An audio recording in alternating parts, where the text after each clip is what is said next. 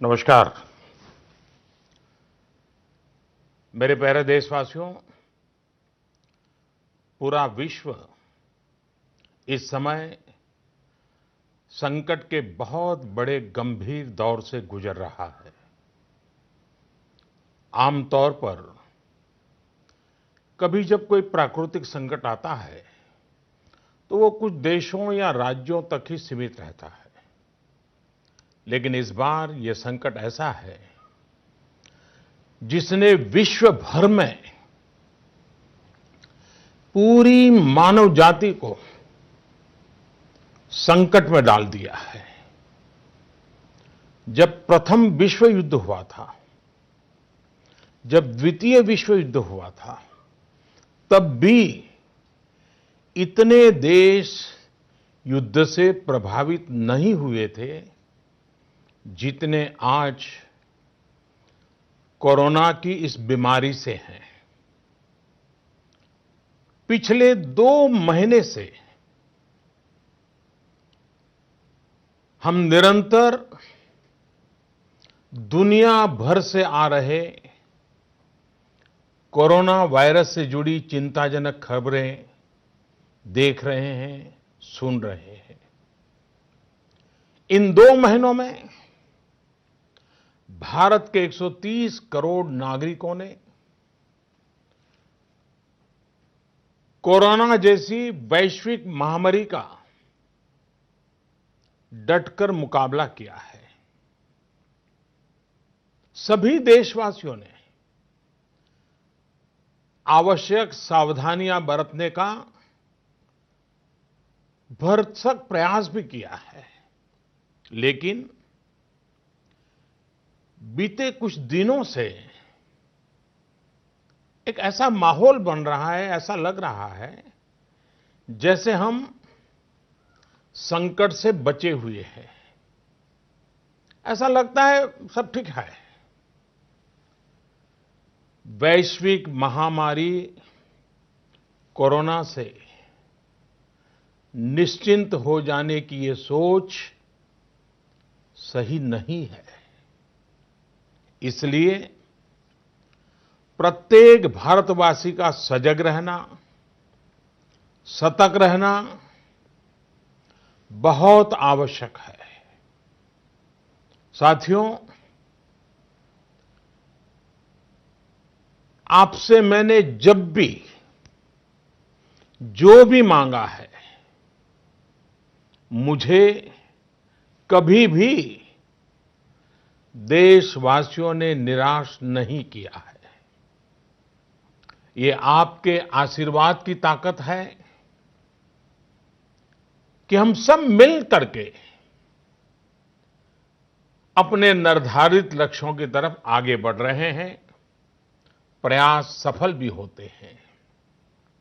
आज मैं आप सभी देशवासियों से, 130 करोड़ देशवासियों से, आप सबसे कुछ मांगने आया हूं।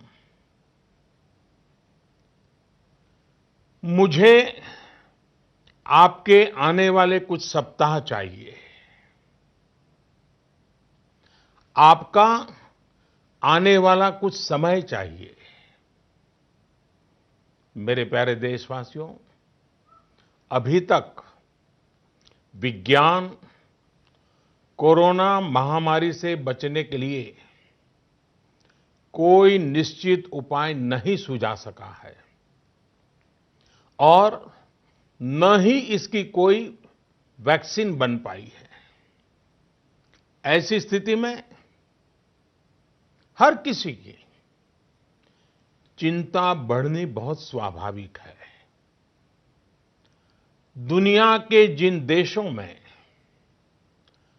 कोरोना का वायरस और उसका प्रभाव ज्यादा देखा जा रहा है, वहां अध्ययन में एक और बात सामने आई है।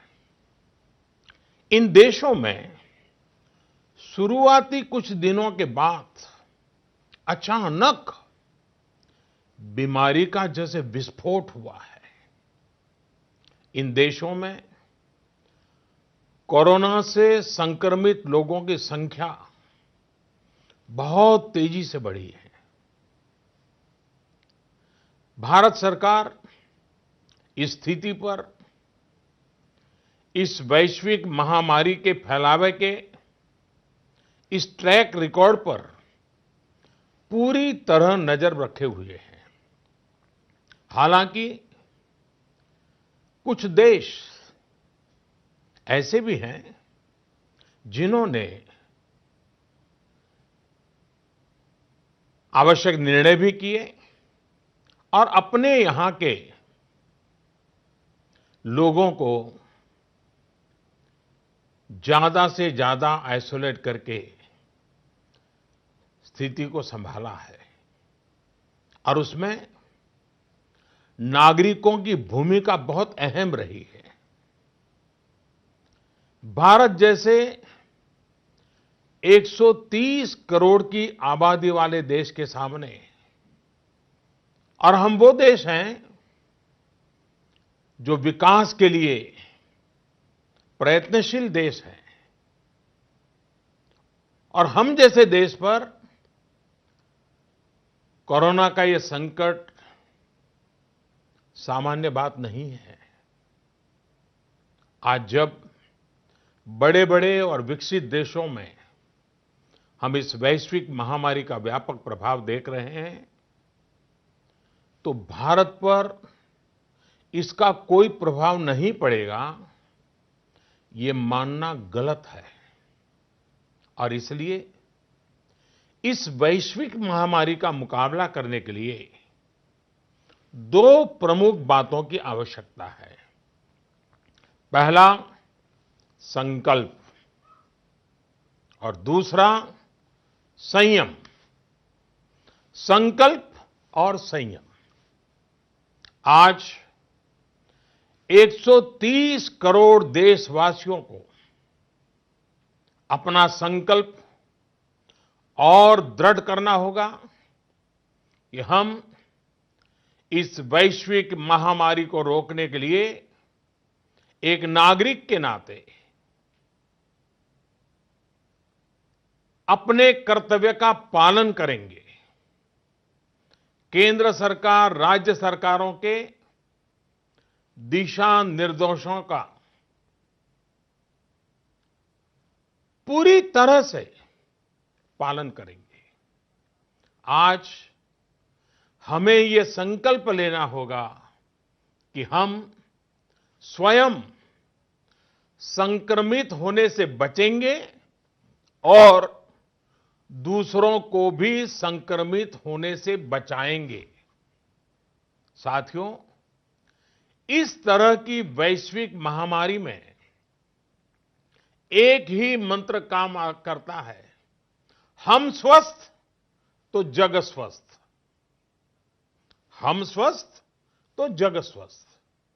ऐसी स्थिति में जब इस बीमारी की कोई दवा नहीं है, तो हमारा खुद का स्वस्थ बने रहना ये सबसे पहली आवश्यकता है।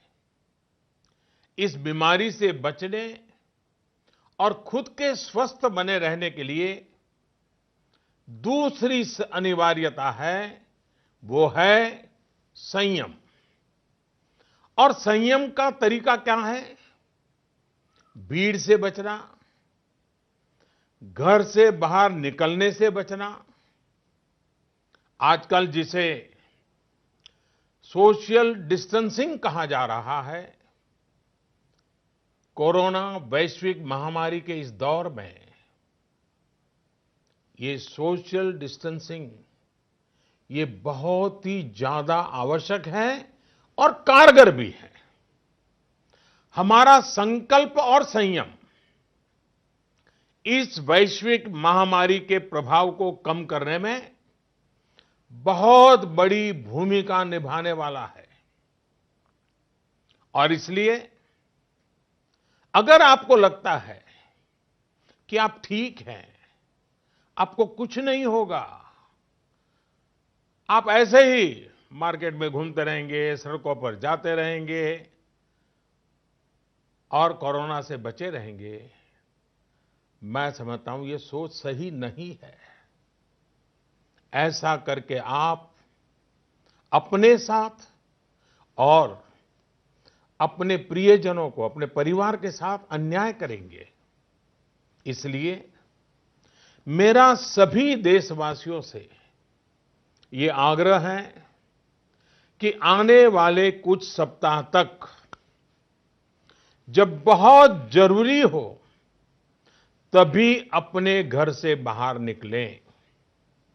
जितना संभव हो सके आप अपना काम, चाहे बिजनेस से जुड़ा ऑफिस से जुड़ा हो सके तो अपने घर से ही करें। जो सरकारी सेवाओं में हैं, अस्पताल से जुड़े हैं, जनप्रतिनिधि हैं, जो मीडिया कर्मी हैं, इनकी सक्रियता तो आवश्यक है, लेकिन समाज के बाकी सभी लोगों को खुद को बाकी भीड़भाड़ से, बाकी समारोह से आइसोलेट कर लेना चाहिए। मेरा एक और आग्रह है कि हमारे परिवार में जो भी सीनियर सिटीजन्स हो, 60-65 वर्ष की आयु के ऊपर के व्यक्ति हो, वो आने वाले कुछ सप्ताह तक घर से बाहर न निकलें। मैं फिर से आग्रह करता हूं, 60-65 से ऊपर की आयु वाले हमारे सभी परिवार के जन घर से बाहर न निकले। हो सकता है कि वर्तमान पीढ़ी पुरानी कुछ बातों से परिचित नहीं होगी, लेकिन मैं आपको बताना चाहता हूं, मैं जब छोटा था उस समय हम अनुभव करते थे। उस समय जब युद्ध की स्थिति होती थी तो गांव-गांव ब्लैकआउट किया जाता था। शीशे पर भी कागज लगा दिया जाता था, लाइट बंद रखी जाती थी, लोग रात भर चौकी करते थे और युद्ध न हो तो भी साल में 1-2 बार तो वहां के जो नगर पालिकाएं होती थी वो जागरूक होकर के ये ब्लैकआउट का ड्रिल भी करवाती थी। लोगों को आदत बनी रहे इसके लिए प्रयास करती थी। और इसलिए मैं आज प्रत्येक देशवासी से एक और समर्थन मांग रहा हूं। ये है जनता कर्फ्यू। जनता कर्फ्यू यानी जनता के लिए, जनता द्वारा खुद पर लगाया गया कर्फ्यू। इस रविवार यानी 2 दिन के बाद 22 मार्च रविवार को सुबह 7 बजे से रात 9 बजे तक सभी देशवासियों को जनता कर्फ्यू का पालन करना है। इस जनता कर्फ्यू के दरमियान कोई भी नागरिक घरों से बाहर न निकले, न सड़क पे जाए, न मोहल्ले में या सोसाइटी में इकट्ठे हो, अपने घरों में ही रहे। हां, जो आवश्यक सेवाओं से जुड़े हुए हैं उनको तो जाना ही पड़ेगा, क्योंकि उनका बहुत बड़ा दायित्व होता है। लेकिन एक नागरिक के नाते न हम जाए और हम देखने के लिए भी न जाएं। साथियों, 22 मार्च को हमारा ये प्रयास हमारे आत्मसंयम, देश हित में कर्तव्य पालन के संकल्प का एक मजबूत प्रतीक होगा। 22 मार्च को जनता कर्फ्यू की सफलता, इसके अनुभव हमें आने वाली चुनौतियों के लिए भी तैयार करेंगे। मैं देश की सभी राज्य सरकारों से भी आग्रह करूंगा कि वो जनता कर्फ्यू का पालन कराने का नेतृत्व करें। हमारे देश में कई संगठन हैं, एनसीसी हैं, एनएसएस हैं, कई युवा संगठन हैं, सिविल सोसाइटी है, खेलकूद के संगठन हैं, कई प्रकार के संगठन हैं, धार्मिक संगठन है, सामाजिक संगठन है, सबसे मैं अनुरोध करूंगा कि अभी से लेकर रविवार तक इस जनता कर्फ्यू का संदेश लोगों तक पहुंचाएं, लोगों को जागरूक करें। आप ये भी कर सकते हैं कि हर दिन 10 नए लोगों को फोन करके आप इस वैश्विक महामारी के संबंध में नागरिक को करने वाले काम, जनता कर्फ्यू की बात उनको समझाएं, उनको बताएं। मेरे प्यारे देशवासियों, ये जनता कर्फ्यू एक प्रकार से हमारे लिए, भारत के लिए एक कसौटी की तरह होगा। ये कोरोना जैसी वैश्विक महामारी के खिलाफ लड़ाई के लिए भारत कितना तैयार है, ये देखने और परखने का भी समय है। आपके इन प्रयासों के बीच जनता कर्फ्यू के दिन 22 मार्च को,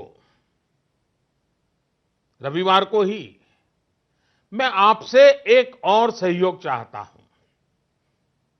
साथियों, पिछले 2 महीनों से लाखों लोग अस्पतालों में, एयरपोर्ट पर, दफ्तरों में, शहर की गलियों में दिन रात काम में जुटे हुए हैं। चाहे डॉक्टर हो, नर्सिस हो, हॉस्पिटल का स्टाफ हो, सफाई करने वाले हमारे भाई बहन हो, एयरलाइंस के कर्मचारी हो, सरकारी कर्मचारी हो, पुलिसकर्मी हो, मीडिया कर्मी हो, रेलवे, बस, ऑटो रिक्शा की सुविधा से जुड़े लोग हो, होम डिलीवरी करने वाले लोग हो, ये लोग अपनी परवाह न करते हुए दूसरों की सेवा में लगे हुए हैं। आज की परिस्थितियां देखें तो ये सेवाएं सामान्य नहीं कही जा सकती। आज खुद भी इनके संक्रमित होने का पूरा खतरा मोल लेते हैं। बावजूद इसके ये अपना कर्तव्य भी निभा रहे हैं, हर किसी की सेवा करने का प्रयास कर रहे हैं। ये अपने आप में राष्ट्र रक्षक की तरह कोरोना महामारी और हमारे बीच में एक शक्ति बनकर के खड़े हैं। देश ऐसे सब छोटे बड़े व्यक्तियों का, संगठनों का कृतज्ञ है। मैं चाहता हूं कि 22 मार्च रविवार के दिन हम ऐसे सभी लोगों को धन्यवाद अर्पित करें, और धन्यवाद अर्पित करने का तरीका भी देश के एक एक व्यक्ति को जोड़ सकता है। रविवार को, यानी जनता कर्फ्यू के दिन, शाम को ठीक 5 बजे हम अपने घर के दरवाजे पर खड़े होकर या बालकनी में या खिड़कियों के सामने खड़े होकर 5 मिनट तक, रविवार को शाम को 5 बजे 5 मिनट तक ऐसे लोगों का आभार व्यक्त करें। और आभार कैसे व्यक्त करेंगे? ताली बजा करके, थाली बजा करके, घंटी बजा करके, हम उनके प्रति अपनी कृतज्ञता व्यक्त करें, उनका हौसला बढ़ाएं, उनको सैल्यूट करें। पूरे देश के स्थानीय प्रशासन से भी मेरा आग्रह है कि 22 मार्च को 5 बजे सायरन की आवाज से इसकी सूचना लोगों तक पहुंचाएं। सेवा परमो धर्म के हमारे संस्कारों को मानने वाले ऐसे देशवासियों के लिए हमें पूरी श्रद्धा के साथ अपने भाव व्यक्त करने चाहिए। साथियों, संकट के इस समय में आपको ये भी ध्यान रखना है कि हमारी आवश्यक सेवाओं पर, हमारे हॉस्पिटलों पर दबाव बढ़ना नहीं चाहिए, ताकि हमारी हॉस्पिटल की व्यवस्थाओं को, हमारे डॉक्टरों को, हमारे पैरामेडिकल स्टाफ को इस महामारी के लिए प्राथमिकता देने की सुविधा बने। और इसलिए मेरा सभी देशवासियों से आग्रह ये भी है कि रूटीन चेकअप के लिए अस्पताल जाने की हमारी जो भी आदत रही हो, उससे बचना चाहिए। जितना बच सके बचना चाहिए। आपको बहुत जरूरी लग रहा हो तो अपनी जान पहचान वाले डॉक्टर, आपके फैमिली डॉक्टर या अपने रिश्तेदारी में जो डॉक्टर हो, उनसे फोन पर ही उनसे आवश्यक सलाह ले ले। अगर आपने इलेक्टिव सर्जरी, जो बहुत आवश्यक ना हो, ऐसी सर्जरी उसकी कोई डेट ले रखी है, तो मेरा आग्रह है कि इसे भी आगे बढ़वा दें। 1 महीना बाद की तारीख ले लें। साथियों, इस वैश्विक महामारी का अर्थव्यवस्था पर भी व्यापक प्रभाव पड़ रहा है। कोरोना महामारी से उत्पन्न हो रही आर्थिक चुनौतियों को ध्यान में रखते हुए सरकार ने, भारत सरकार के वित्त मंत्री के नेतृत्व में, फाइनेंस मिनिस्टर के नेतृत्व में सरकार ने एक कोविड-19 इकोनॉमिक रिस्पांस टास्क फोर्स, इसके गठन का फैसला लिया है। ये टास्क फोर्स सारे स्टेक होल्डर से नियमित संपर्क में रहते हुए, फीडबैक लेते हुए, हर परिस्थिति का आकलन करते हुए निकट भविष्य में फैसले लेगी। ये टास्क फोर्स ये भी सुनिश्चित करेगी कि आर्थिक मुश्किलों को कम करने के लिए जितने भी कदम उठाए जाएं, उन पर प्रभावी रूप से अमल हो। निश्चित तौर पर ये महामारी ने देश के मध्यम वर्ग, निम्न मध्यम वर्ग और गरीब के आर्थिक हितों को भी गहरी क्षति पहुंचा दी है। संकट के इस समय में मेरा देश के व्यापारी जगत, उच्च आय वर्ग से भी आग्रह है कि अगर संभव है तो आप जिन जिन लोगों से सेवाएं लेते हैं, उनके आर्थिक हितों का ध्यान रखें। हो सकता है आने वाले कुछ दिनों में ये लोग दफ्तर ना आ पाएं, आपके घर ना आ पाएं। ऐसे में उनका वेतन न काटें, पूरी मानवीयता के साथ, संवेदनशीलता के साथ फैसला ले। हमेशा याद रखिएगा, उन्हें भी अपना परिवार चलाना है, अपने परिवार को बीमारी से बचाना है। मैं देशवासियों को इस बात के लिए भी आश्वस्त करता हूं कि देश में दूध, खाने पीने का सामान, दवाइयां, जीवन के लिए जरूरी ऐसी आवश्यक चीजों की कमी ना हो, इसके लिए तमाम कदम उठाए जा रहे हैं। ये सप्लाई कभी रोका नहीं जाएगा। इसलिए मेरा सभी देशवासियों से ये आग्रह है कि जरूरी सामान संग्रह करने की होड़ न लगाएं। आप पहले जैसे करते हैं वैसे ही सामान्य रूप से ही खरीदारी करें। पैनिक बाइंग ये कतई ठीक नहीं है, उसको न करें। साथियों, पिछले 2 महीनों में 130 करोड़ भारतीयों ने, देश के हर नागरिक ने देश के सामने ये जो संकट आया है, उस संकट को देशवासियों ने अपना संकट माना है। भारत के लिए, समाज के लिए देशवासियों से जो बन पड़ा है, हर किसी ने किया है।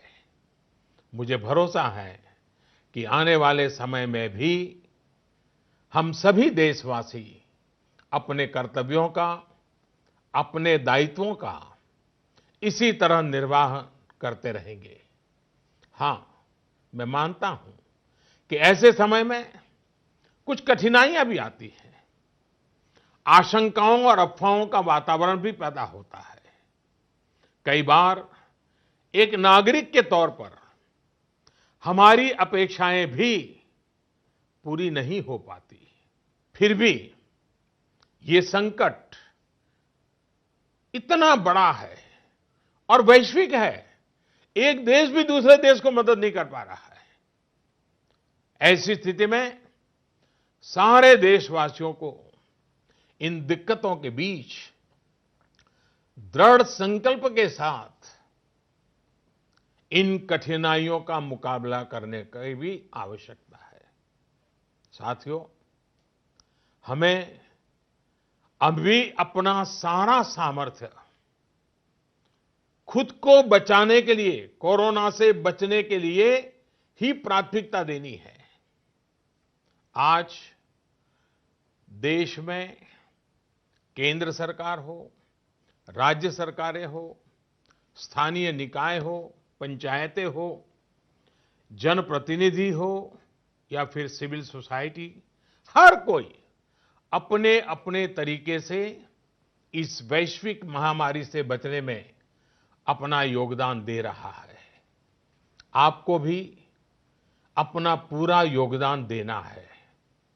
ये आवश्यक है कि वैश्विक महामारी के इस वातावरण में मानव जाति विजयी हो, भारत विजयी हो। मेरे प्यारे देशवासियों, कुछ दिन में नवरात्रि का पर्व आ रहा है। ये शक्ति उपासना का पर्व है।